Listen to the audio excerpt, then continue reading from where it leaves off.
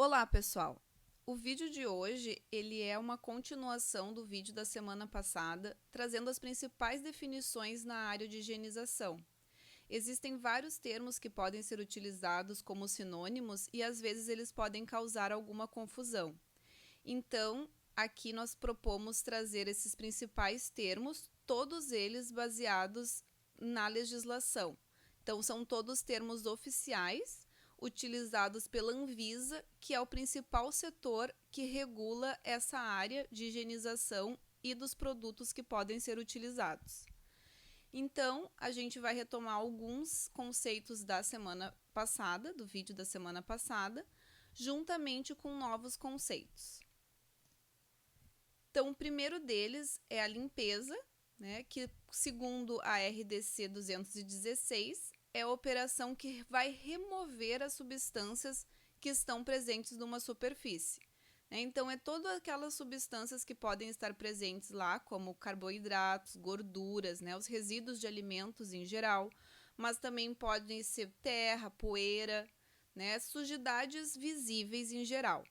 Então, limpar é remover toda essa parte que a gente consegue ver, que a gente consegue enxergar. Já a desinfecção é um processo que vai destruir os micro-organismos. É uma parte que a gente não consegue enxergar.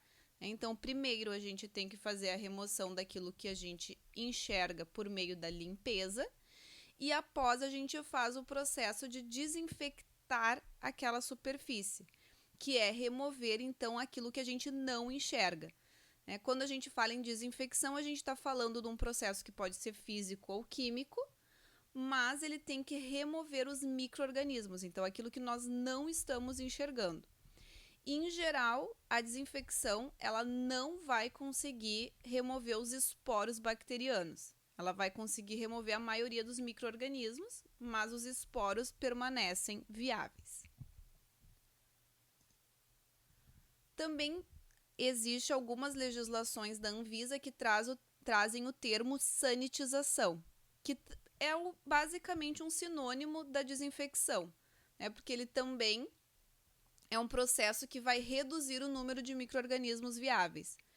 Então, tanto na desinfecção como na sanitização, nós temos esse processo que tem que ocorrer após a limpeza para remover micro-organismos.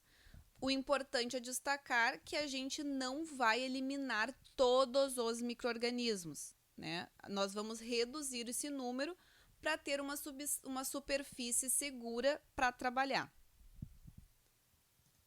E a higienização, como visto no vídeo anterior, vai ser essa operação de duas etapas. A primeira etapa, a limpeza, como visto agora, a limpeza vai remover a parte visível, e a desinfecção, ou a sanitização, que vai remover os micro-organismos. Porém, alguns micro-organismos podem continuar na superfície.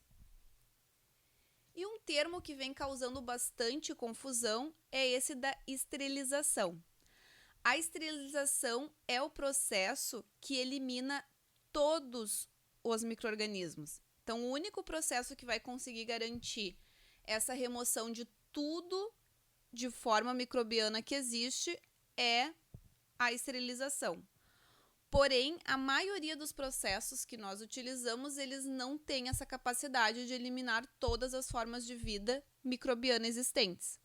Então, esse termo ele é bastante utilizado de forma errada, As pessoas elas estão ali fazendo uma higienização e elas falam que estão esterilizando a superfície ou alimento. Então, nós não devemos utilizar esse termo indiscriminadamente, somente quando realmente há essa remoção de todos os micro-organismos. E como que se dá, em geral, a esterilização? O processo mais comum é o processo de autoclave, Então, é um agente físico que vai lá, pela junção da temperatura e pressão, consegue inativar todas as formas de vida, tanto as células vegetativas como os esporos microbianos. Então, realmente, após esse processo de esterilização, não vai ter mais nenhuma forma de vida viável. Um outro processo que pode ser utilizado é a luz UV, que também vai conseguir inativar todas as formas de vida. Porém, a luz UV ela tem uma capacidade muito superficial.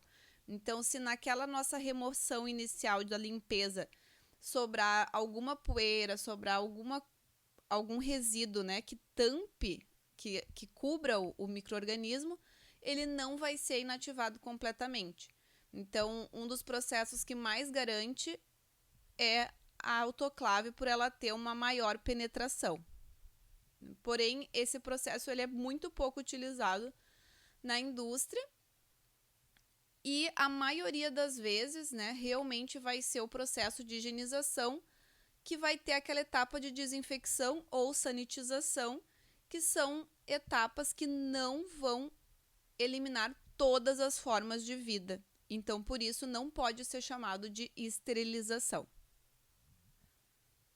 Mais um termo utilizado nessa área de higienização é a antisepsia.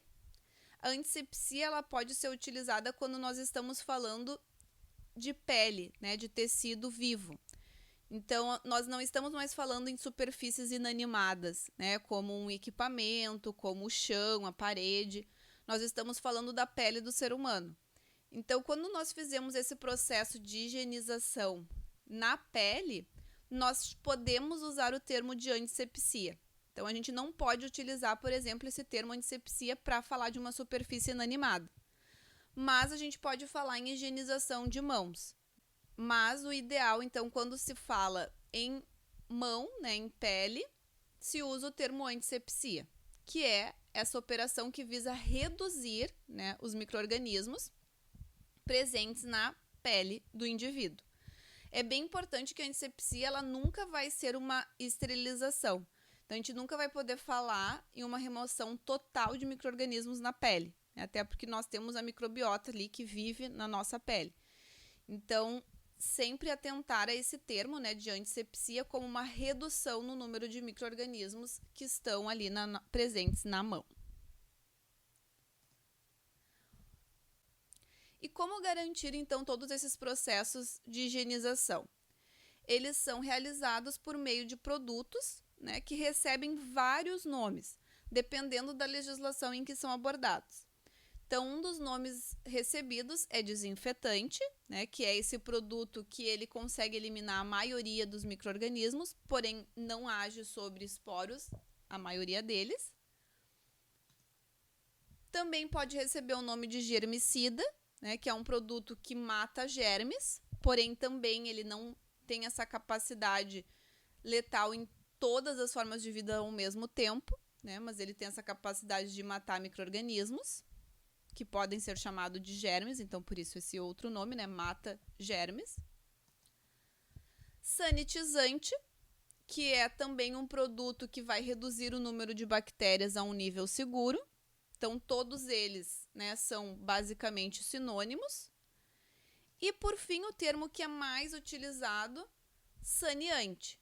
Então, saneante é uma substância ou preparação que também visa diminuir o número de micro-organismos e pode ser aplicado para vários fins, como desinfecção, desinfestação, limpeza, sanitização, desodorização, odorização e também pode ser utilizado para desinfecção de água para consumo humano, hortifruti e piscinas. Então, ele é o termo realmente mais genérico e aquele que é utilizado nas mais diferentes legislações da Anvisa.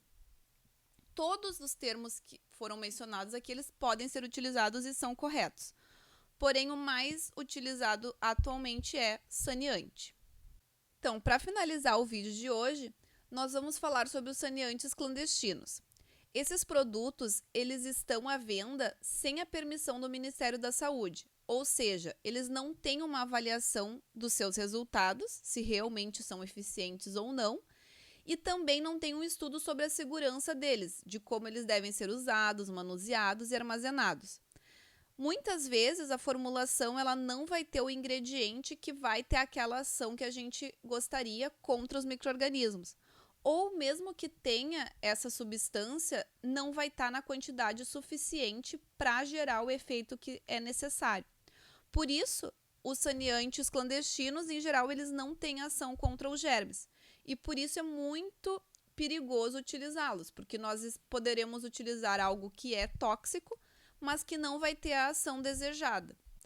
Também é muito importante destacar que esses produtos, eles em geral têm cores bonitas e atrativas, eles costumam ser vendidos em embalagens reaproveitadas de bebidas e eles podem causar sérios danos à saúde, como, por exemplo, queimaduras, problemas respiratórios, irritações, lesões, graves intoxicações e até a morte.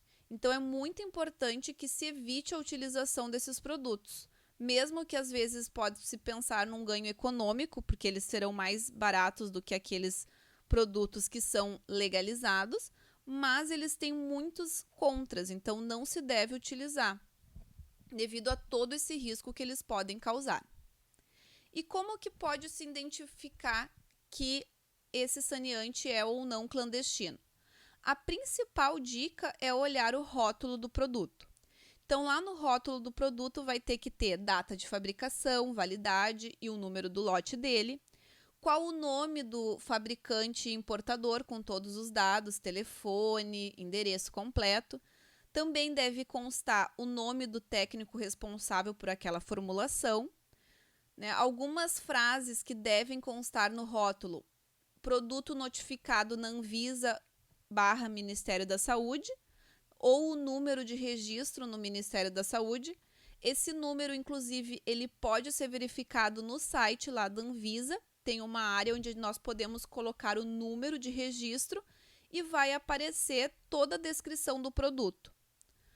Antes de usar, é sempre importante ler as instruções do rótulo, que também tem que estar todas descritas lá na embalagem, e avisos sobre os perigos e informações de primeiros socorros.